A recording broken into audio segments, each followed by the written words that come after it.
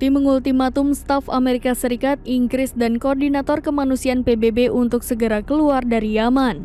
Angkatan bersenjata Yaman itu memberi waktu selama 1 bulan sebelum diseret paksa keluar dari negara tersebut. Keputusan itu diambil sebagai balasan atas serangan yang dilakukan Amerika Serikat dan Inggris terhadap sasaran militer kelompoknya yang bersekutu dengan Iran. Dilansir dari tribunnews.com, hal itu dikonfirmasi oleh Kementerian Luar Negeri Yaman dalam sebuah pernyataan pada Rabu 24 Januari 2024.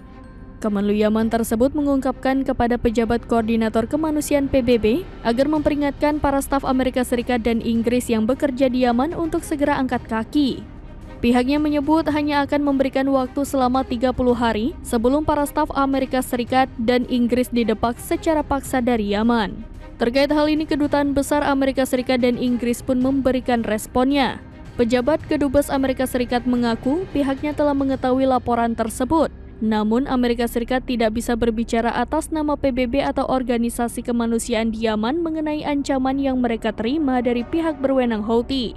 Sementara itu, Kedubes Inggris mengatakan stafnya belum diberitahu soal pengusiran tersebut. Inggris berdalih mereka melalui PBB memberikan bantuan penting kepada rakyat Yaman melalui jalur laut namun terhalang oleh blokade Houthi.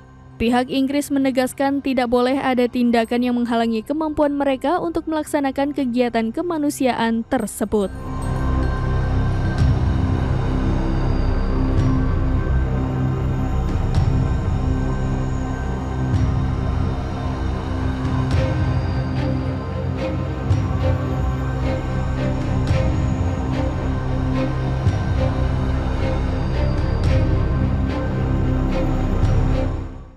Download Tribun X sekarang, menghadirkan lokal menjadi Indonesia.